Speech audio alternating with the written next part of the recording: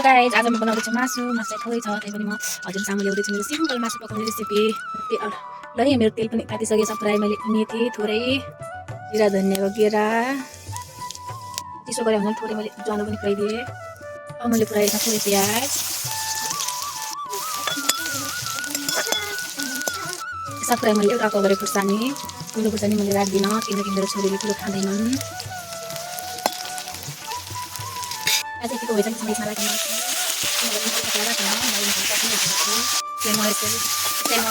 रातो हुने गरी राख्छु। त्यसपछि मात्र म अरू मसलाहरू यसमा राख्छु। अहिले राख्नु भने सबै मसला गर्छ, टेस्ट आउँदैन। नुन चाहिँ म पहिले नै राखिदिन्छु किनभने मासुभित्र सबै नुनहरू मिक्स हुन्छ। मासु यतिको भएपछि मैले यसमा राखेको बेसार। मासु यतिको भएपछि चाहिँ मैले यसमा राखेँ टमाटर।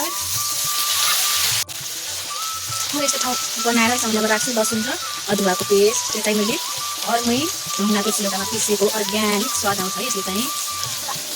यसरी यसरी अदुवा लसुनको पेस्ट काटिसक्यो भने यसलाई चाहिँ मिक्स गर्ने। अनि त्यसपछि राख्ने आफ्नै अर्ग्यानिक सिलौटामा पिसेको जिरा धनियाँको पेस्ट। मलाई चाहिँ ढुङ्गाभन्दा यसरी पिसेको राम्रो लाग्छ, बास्ना पनि आउँछ, खाना पनि टेस्टी हुन्छ। मैले थोरै पानी राखिदिएको छु किनभने मसलाहरू सबै मिक्स हुनु पऱ्यो, पाक्न पऱ्यो है। त्यसपछि मैले यसलाई छोडिदिएँ यसरी।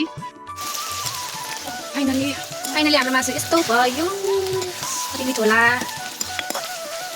राखौँ हरियो घरले करेसाबारीको अर्ग्यानिक धनियाँको पत्ता। फाइनली मासु रेडी भयो। अब कस्तो छ खाएपछि थाहा हुन्छ। यही हो हाम्रो मासु, अब हामी खान्छौँ। फाइनली मासु चाहिँ यस्तो भयो। अब यसको टेस्ट चाहिँ कस्तो छ खाएपछि थाहा होला। तातो मासु यो जाडोमा है कति मिठो होला। तातो भात मासु होइन। हाम्रो खाने मान्छेहरू चाहिँ यता बस्न रेडी हुनुभएको छ। एकजना बस्नु भएको छ, एकजना बस्दै हुनुहुन्छ। हाम्रो मासु खाने मान्छे यहाँ हुनुहुन्छ।